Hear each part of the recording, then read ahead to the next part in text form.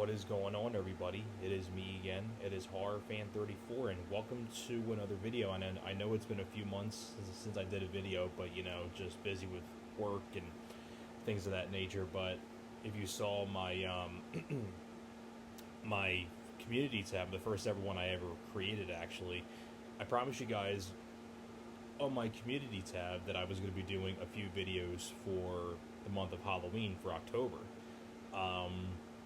I can't really, do the 31 Days of Horror anymore just because now that I work full-time and my schedule is always a little too busy for that nowadays. I remember when the year I first started working full-time and back in 2022, I got so far behind doing the the reviews and things like that. It kind of felt more like a challenge more than anything because I was behind so much, and it just wasn't really that fun to rush out all those videos. So I figured now, I'm going to be doing something a little bit different now for Halloween, a little bit from now on. So I promise you guys, I was going to do 4 total videos, kind of like longer videos, just, for the month of Halloween for October. And I figured I'd start out with this one first. Because this is a show that I've been wanting to talk about for a while, because I did an unpackaging of this a while back when I got this. But sort of like you can call this like a discussion video of this particular TV show for I think it's really great to watch during October because it is a horror anthology. And if you can tell by the title, that discussion is going to be on this. Night Visions. Now, like I said before, I did an unpackaging of this already, so if you want to go see that, go check out that video from a few months back. But yeah, Night Visions, really cool that I was able to find a DVD-R copy of this from a really cool website where they sell very obscure stuff, and I was so impressed with like the packaging and artwork and things like that. I was with the delivery and the nice messages they contacted them through. Things like that, order tracking number, things like that. I'm going to be ordering from them again in the future because they actually have 3 more things that I'm looking at to get. The Final Alliance with David Hasselhoff, Chains from 1989, and there was another one that I'm not remembering. Oh, Final Jeopardy with Richard Thomas from 85. But when I saw they had this show, I literally, nearly shit my pants, basically. I couldn't believe they had this, but... So here you go right here. This is the full discussion of the show Night Visions. And in case you're wondering, this is what the back of them looks like. You get some screenshots of some of the episodes that were on there. Things like that. So... And as you can tell by the cover, you can see Henry Rollins. Yes, Henry Rollins is indeed the host of the show that introduces the stories. Now, a little bit of history about this show before I get on to some of my favorite episodes, because that's what I'm mainly going to be talking about. If I try to explain all 13 episodes, it's going to take over an hour, but just bear with me. But a little bit of history about how this show came about. I know it debuted on Fox. It was a Fox TV show back in 2000, 2001, 2001, 2002, somewhere around that era. Maybe 2000, 2001-ish.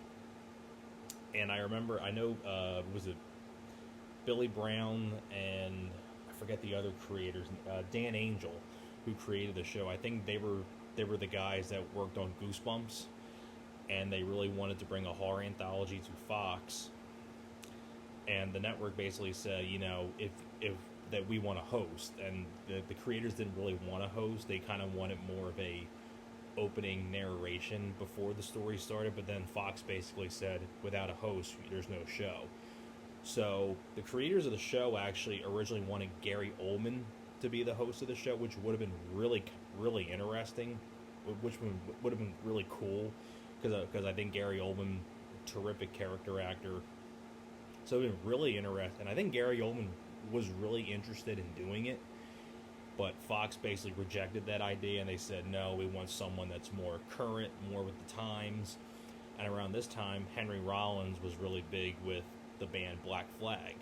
So Henry Rollins was sort of like that newer musician type in the 2000s era.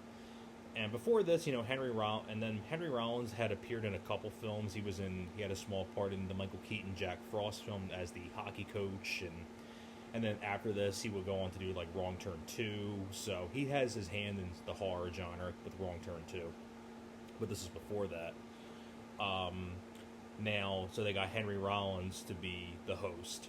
And I think and now granted, Henry Rollins doesn't really have too many lines of dialogue. It's like one or two, like, it's like Aesop, like, fable lines. Like, sort of like those Aesop fables where they're like 2 sentences long. Kind of explains how the episode plays out, things like that. But I think for what Henry Rollins does, I think he is a really good host. I think he could have. I wish the show would have lasted a lot longer. It only lasted 1 season. But I think Henry Rollins, for the little bit of screen time that he has, I think he's a pretty good host. He has really great lines at the very beginning of the episode or the story, and then when the episode ends, it closes out with him again before it goes on to the next story. So he always has some good quips here and there. I'll get into that when I talk about some of the episodes, but which will be spoilers, just because I can't really talk about some of my favorite episodes without.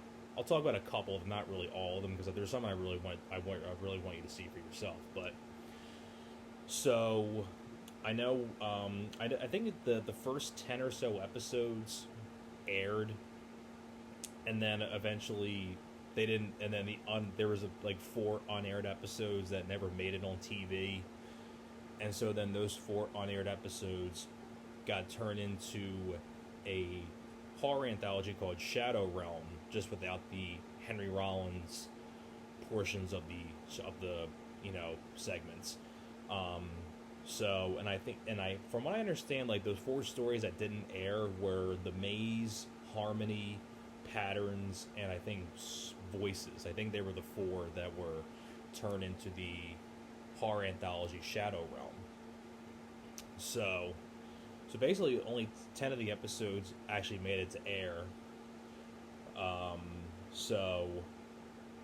And then eventually I think Sci-Fi Channel ended up picking this show up, and then many years ago it ended up being on Chiller Network. And then basically from there it's never been heard of again. But the episodes are actually uploaded to YouTube, and if you actually go into my my favorites playlist, I actually favorited all 13 episodes of the show, so if you want to go watch some of the episodes, you can go on my favorites playlist and go check them out from there, because I favorited all 13 episodes and my favorites, so that way you can go check them out and watch them in order. But yeah, that's like the whole idea of like discussion of how the show came about, things like that. Hold on, let me just fix something here on my laptop. There we go. So now we're getting on to like the episodes themselves and things like that. And like I said before, I talked about this when I did the unpackaging video. It was amazing to me like how many cast members were involved with this, like actors, and not just actors but directors as well. Some of the directors that were involved with this were Toby Hooper, Joe Dante, Jo Beth Williams from Poltergeist. She directed an episode. I know some of the episodes were directed by the director of Mother's Boys with Jamie Lee Curtis. He directed quite a few episodes. Bill Pullman directs an episode, and he also stars in the episode. That's actually my personal favorite episode, but I'll talk about that in a little bit. Some of the other directors, I'm trying to remember off the top of my head. Oh, Brian Dennehy, who's in one of the segments. He actually directs an episode himself, which is pretty interesting. I'm trying to remember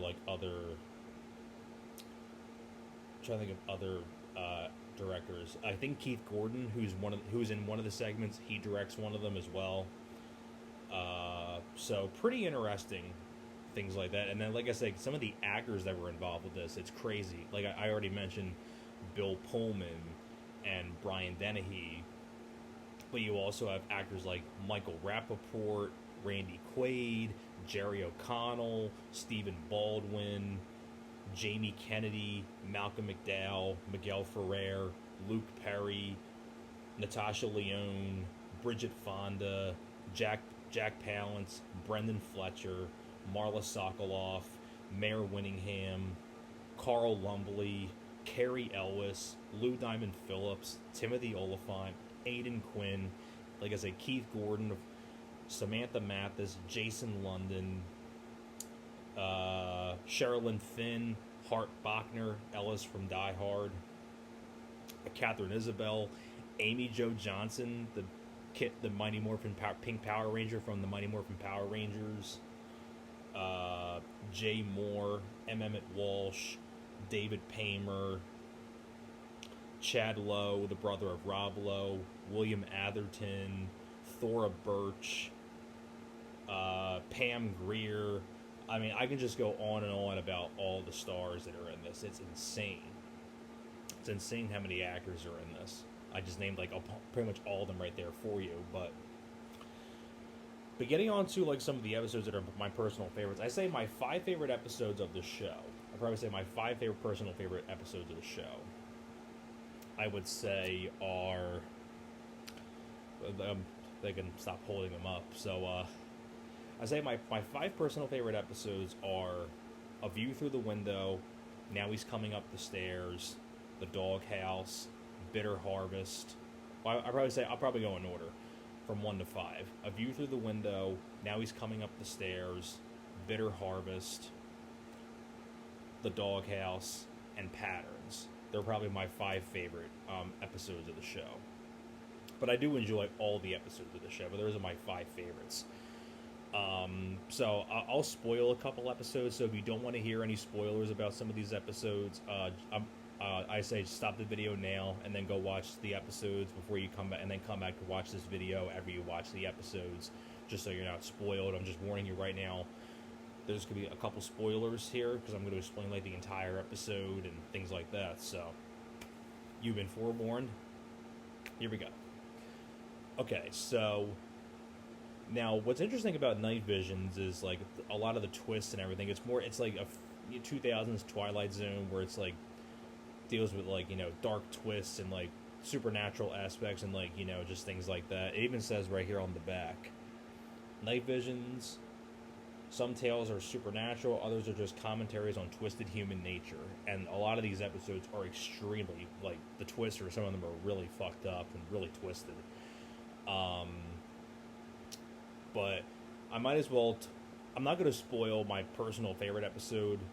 That's the Bill Pullman episode, A View Through the Window, but I'll explain the plot of it. Now, A View Through the Window, that's actually based on a short story that was written back in, I think, the 80s. So, called Window by Bob Lehman. And in this one, Bill Pullman stars as an Army major physicist named Major Ben Darnell. And he's called in by the U.S. military in the middle of the desert. And when he gets there, he sees, like, in the middle of the desert, this window to another dimension. And it's like this 17th century looking farm family living in there like you see something at it's like something you see at like on like Little House on the Prairie, where it's like this happy family living in there. Like, I think like kind of looks like an Amish family, like straight out of the 1700s, the way they're dressed and everything and things like that. And it's like this family living in this like invisible cube. And now what's interesting is the people that are the family inside can't see the desert, but the military people can see them. But then they realize that every so often the cube, the shield like drops for like maybe like a couple, like 15 seconds or so, at a certain amount of times. The shield drops and there's stuff that's able to get through. So they have a guy who's using an ice cube machine to shoot ice cubes through the portal to see when it will go down. And so Bill Pullman's called in to see what this phenomena is. And you come to find out that Bill Pullman, he was a guy who lost his son, and I think he's estranged from his wife, and he ends up being obsessed with the main farm girl that's living over there, like the main girl of the family over there. He's like, looking with binoculars and things like that, and it comes to this whole thing when he gets to the end, what happens and things like that. I'm not going to spoil it because that's my personal favorite episode, but I'll leave that at that. I'm not going to spoil that one, like I said. So that's the basic idea with that one. So that's one of them.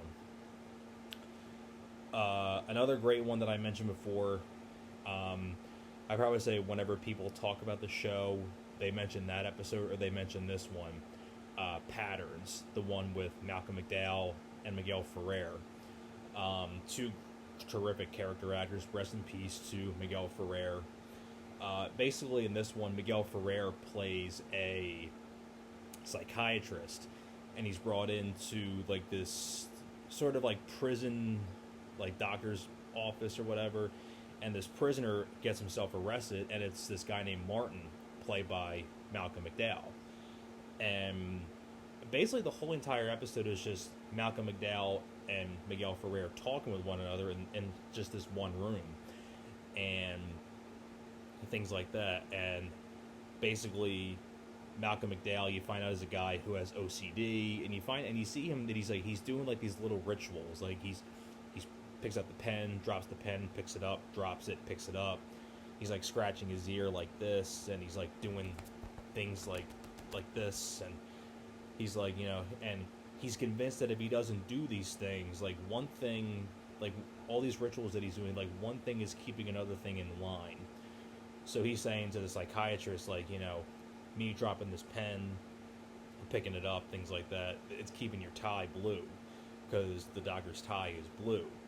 And he's like, me like scratching my ear like this, or I think he's like doing this. He's like, this prevents a plane from crashing over the Atlantic.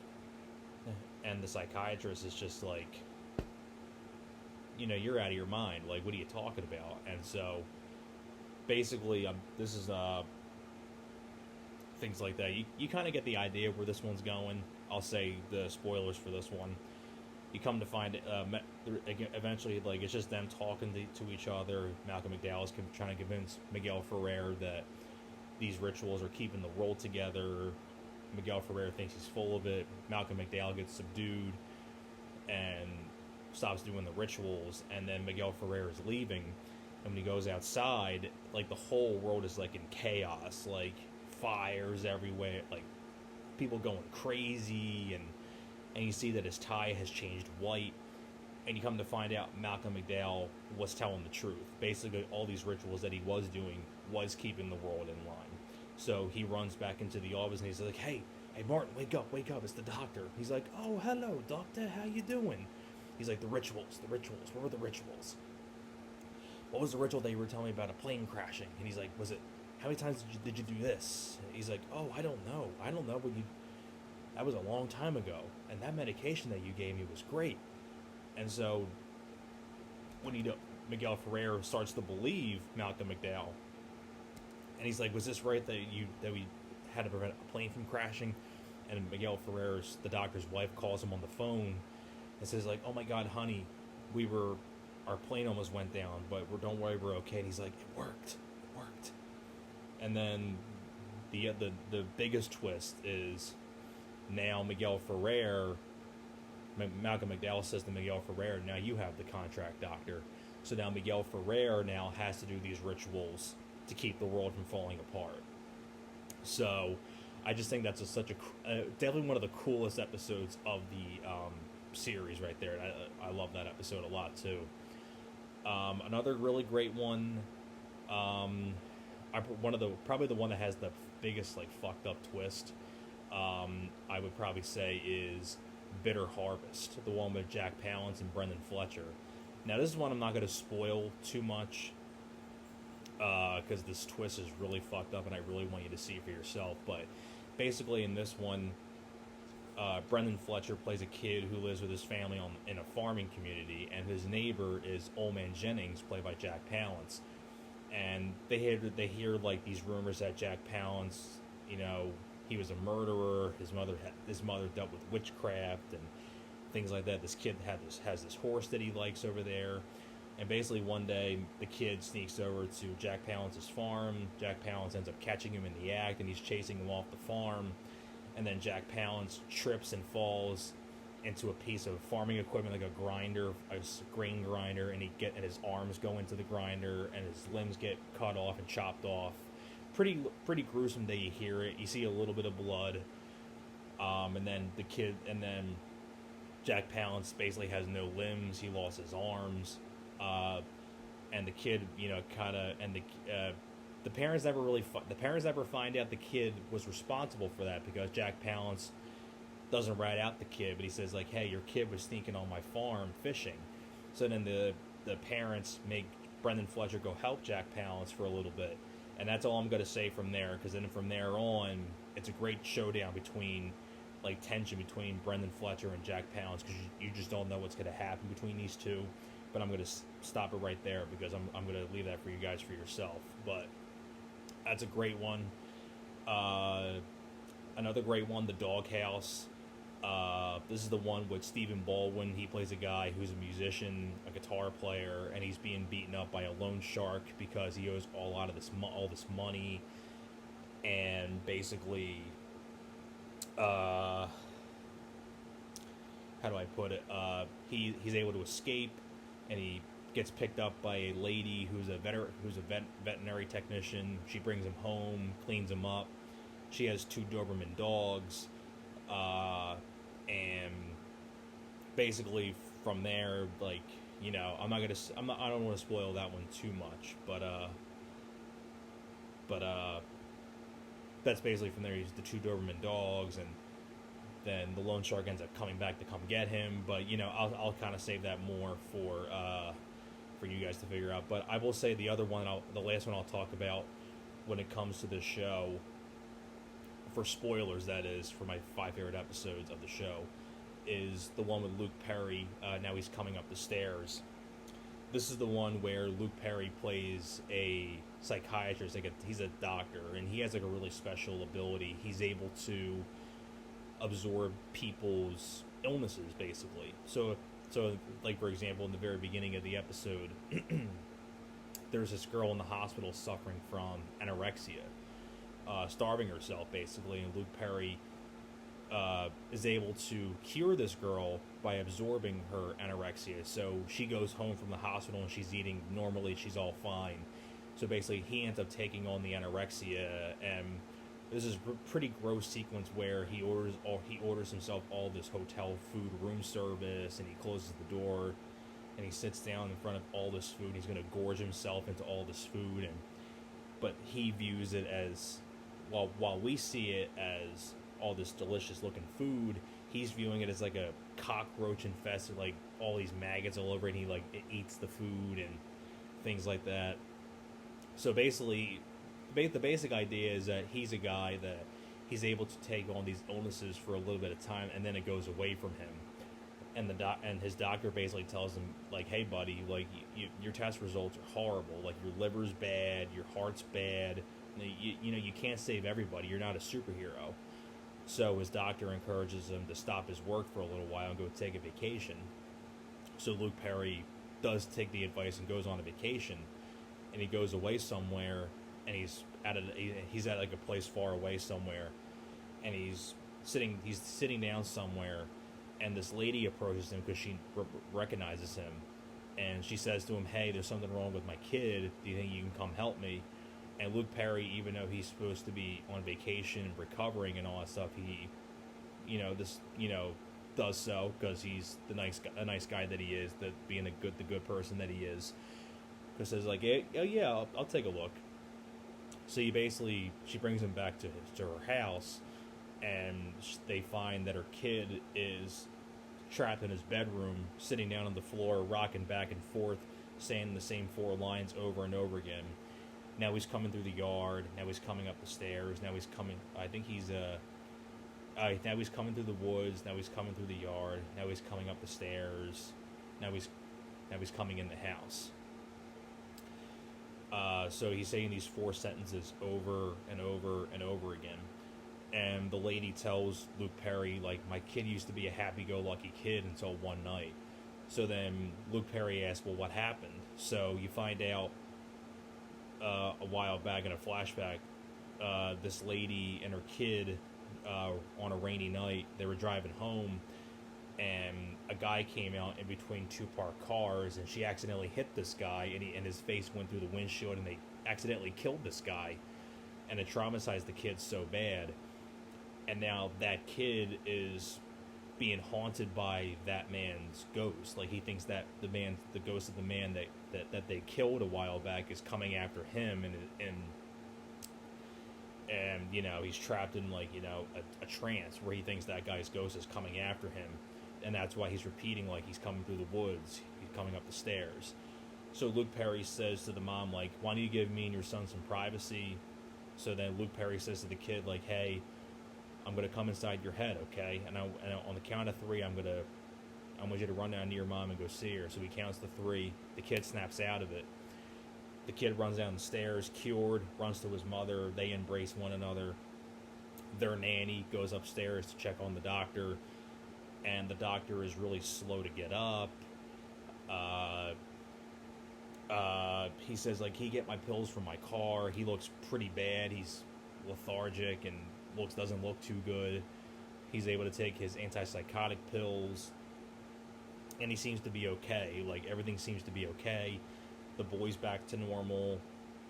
He's talking with the family.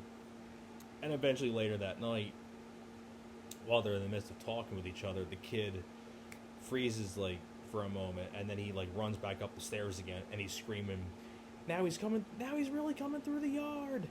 And Luke Perry's, like, saying to the kid, like, hey, buddy, no, like, that's over with, you know, there's no one coming after you, like, I cured you, remember, it's over. And then the kid's like, now he's coming through the yard. And Luke Perry's trying to assure the kid, like, there's no one coming after you. He's like, come over here, I'll show you.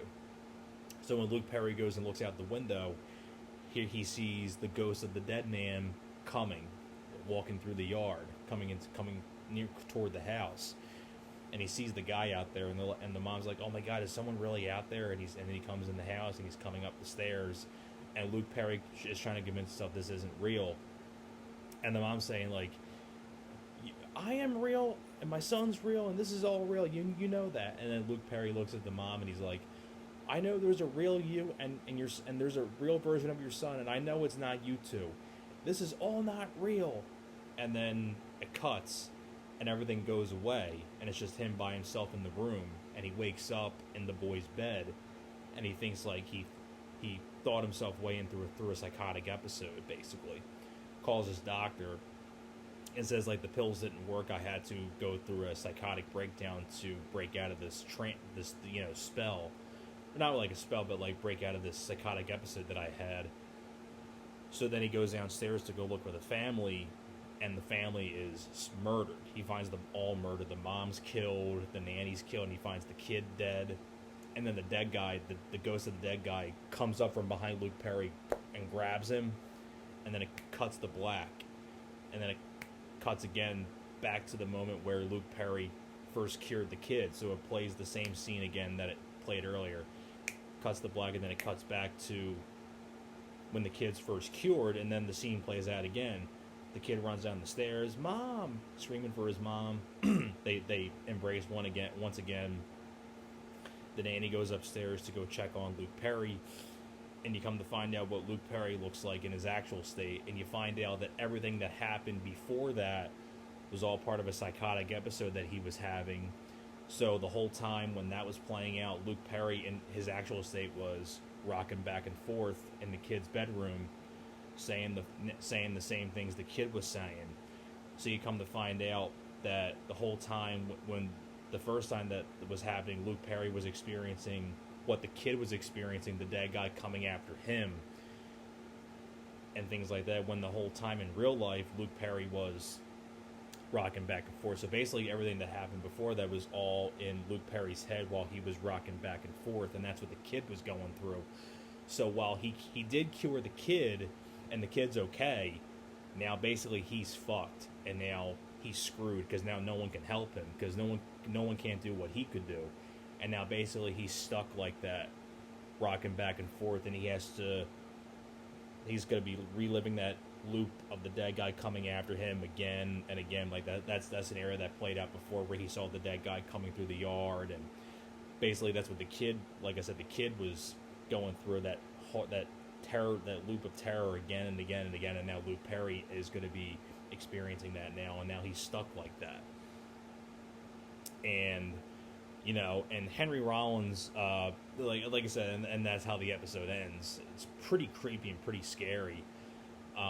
So, and like I said, and Henry Rollins has some really, like I said, some great lines. And at the very beginning of the Luke Perry episode that I just talked about, Henry Rollins says, kind of explains the basis of the episode, where in the very beginning he's like, how far would you go to save someone else's life, and what would you put yourself through?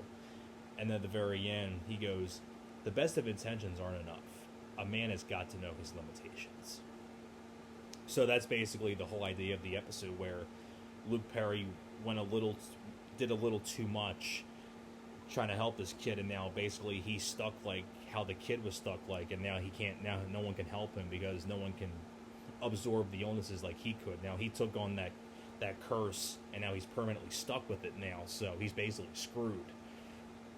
So like I said, there's a lot of these episodes are really dark twists and really messed up twists, a lot of downbeat dark endings. So except for maybe 2 episodes or so, but those are the main 5 I really wanted to talk about the most, that I wanted to explain. But some other episodes that are pretty good. The Maze with Thora Birch, that's the one where she is a college student and she goes through this hedge maze, and it's 2 years into the future, and you find out that the whole world ended because the whole world's going to end because a meteor or asteroid's coming to crash on Earth and things like that. So basically it's like a time travel sort of thing. Cargo, that's the one with Jamie Kennedy as a foreman on a cargo ship, and there's these inhabitants in this crate. I'm not going to get into it too much and things like that. He's trying to help these people that are in this crate. Other ones, I'm trying to remember other episodes off the top of my head. Rest Stop, that's a pretty good one. I'd say if I had to do another 2 favorite episodes, it'd be Rest Stop and I'd probably say Rest Stop and Still Life. That's another pretty good one, Still Life. But I'd say maybe if I had to list my 5 favorite episodes, but I'd say like I said, it's sometimes my list can kind of vary when it comes to my top 5. Sometimes I'll like this episode more toward the bottom of the list, and it always depends on what mood I'm in, things like that. But I know I've gone on for almost over 30 minutes talking about this, but if you like the show, or I'm going to say if you've never seen the show before, just do me a favor, just go on my favorites playlist. You'll find all the episodes that I favorited on my favorites playlist. You'll find them, all 13 episodes, 2 segments per episode, so 26 segments total of 13 episodes. So that's all I'm going to talk about with that one. So, like I said, if you want to see all these actors and see different directors, Joe Beth Williams directed the Stephen Baldwin episode. Bill Pullman directed the episode that he starred in. Brian Dennehy directed the episode called Renovation, I believe. Toby Hooper, I think he directed. Toby Hooper directed the Maze episode. And I know he directed another one. I completely forgot which one Keith Gordon directed. I cannot remember off the top of my head, but I'm blanking on it. But he directed an episode or 2. But if you're a big fan of those directors, and Joe Dante directed the one that has Carrie Elwes and Brian Dennehy called Quiet Please, and I think Joe Dante also directed another one as well. But anyways, that's basically going to be it for my discussion for Night Visions. So if you want to go check out the show, please go check it out. All 13 episodes, like I said, are on my favorites playlist. So, like I said, I did warn you about spoilers. So if you didn't want to be spoiled, just come back to this video later, and once you watch the episodes, come back and see me. Watch this video. So anyways, I hope you guys enjoyed this, and I hope this is a really good start for you guys for the month of October. So thank you guys so much for watching, and I will see you guys next time. You guys take care.